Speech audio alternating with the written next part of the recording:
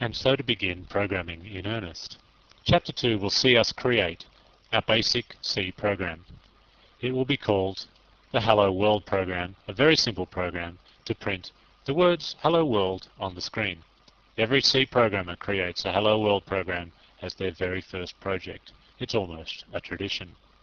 We will also examine the concept of variables and examine the three standard C library functions printf, scanf, and getchar, and so to begin with the Hello World program. Here is the Dev C++ screen. You'll be seeing a lot of this screen as the course goes on. It's where we'll be doing all of our writing of code and compiling of code. I will now write for you the Hello World program. It starts with the word main, then an open and close round brackets, then an open curly brackets, then we write the line printf hello world. We put a \n on there, and I'll tell you why in a second. Close the brackets, semicolon, and that is the entire program. It's really just one line of code, which is this, printf hello world. The rest of it, well, we'll talk about that in a moment. Before we examine each of the elements of the Hello World program, let's compile it and run it and see if it does what we think it's going to do. This button over here, the Compile Project button, is where we go to compile every program that we're ever going to make. We'll do it now. It's suggesting that we have not yet saved this file, and it's absolutely right. So let's give this file a name. Hello.c. That's a good enough name for a program that prints the words Hello World. We'll store it in our Chapter 1 directory and save. Now the compilation starts. Compilation completed, total errors 0. Notice down the bottom of the screen, hello.c compiled successfully. If it didn't compile successfully, we would see some errors down there. And so we're done. I click on this button and we're back to the main screen again. It compiled successfully. This button here shows us the program running. Let's run it and see if it does what we think it's going to do. Did you see that? That was very quick. It may not even have come up on your screen. I'll click it again. What's happening? Why is it doing that? Well, it's a very simple program. It's printing the words Hello World on the screen, and then the screen that it's printing them on is disappearing because there's nothing else for it to do. So how do we know that it's actually worked and that the words Hello World have come up on the screen? It was far too fast for me to see. Well, here's one way. This is a DOS prompt. We're going to use this DOS prompt to find our C program that's just been compiled and to run it. So I changed the directory to the chapter that we were in, Chapter 1 in this case, and I see what's in this directory. I find that we have hello.c, which is the program that we just wrote, and hello.exe, which is the result of the compilation process. The dev C++ program created the hello.exe for us. I'm now going to run the hello.exe file. I do that by simply typing in hello. I could type in hello.exe, but that's unnecessary. I just need to type the word hello. What happens? I get the words Hello World on the screen. So our program is in fact working. That's the most important thing. But I have one or two things to say about this in order for you to understand it properly. Firstly, it looks like this is a DOS program. Well, it sort of is.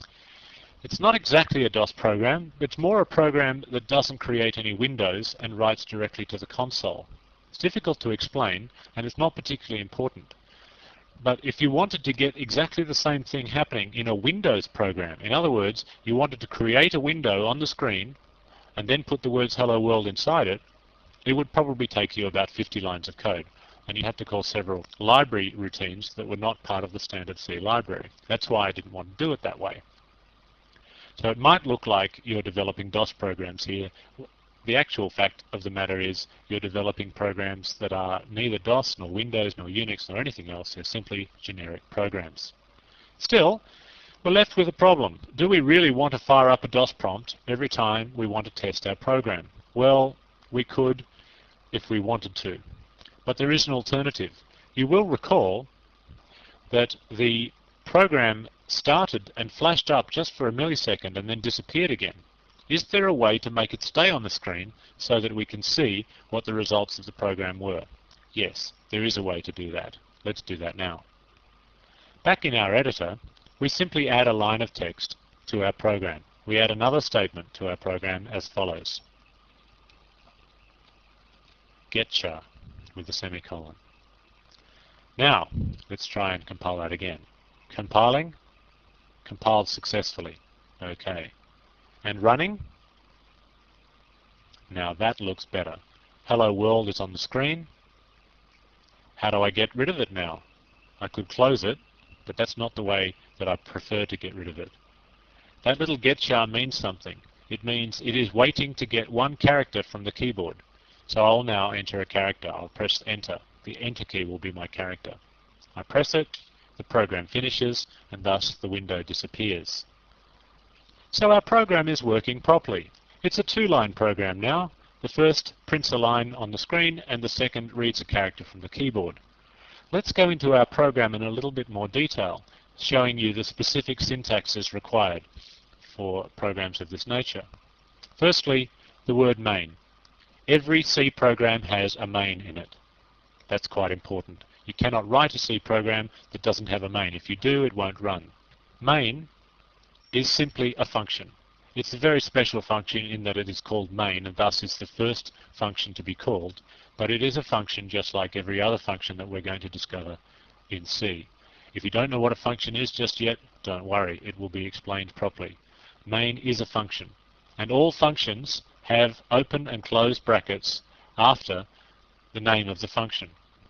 Also, all functions have curly brackets below the function name, and those curly brackets, the opening and closed curly brackets, enclose every line of code in that function. So we put curly brackets around the two lines of code that we wish to write and compile. And those two lines are as follows, the printf and the getchar. Now printf and getchar, you notice that they've got open and closed brackets as well. Each one of them does. But there's a slight difference. There's a semicolon on the end. A semicolon on the end is very important. It tells the compiler that we are executing a statement. We're not trying to define another function. In fact, we're not just executing any old statement. In this case, we're calling the printf function, and in this case, we're calling the getchar function. With a couple of exceptions, which I'll explain to you when we get there, you must put a semicolon on the end of every C statement. Some other things to notice are as follows. The hello world is inside quotes. Double quotes here and double quotes here. The double quotes indicate this is a literal string. We call it a string literal, in fact. String literal means those are the words that will literally be printed on the console. The \n is the slight exception. The \n means put a new line after the word world, which means move the cursor down onto the next line. That's quite important. Well, you don't need it. If you didn't have the \n there and you ran the program, the cursor would simply be flashing at the end of the word world, waiting for you to press a character. The reason that it's in red at the moment, that all of this text is in red, that is a function of the dev C++ development environment. It shows all string literals in red. We will learn more about the printf function and the getchar function in later modules. Getchar is quite a simple function, but printf is actually quite complex. It does a lot more than what you see on the screen at the moment. Before you begin the next module, see if you can create your own Hello World program and get it to run.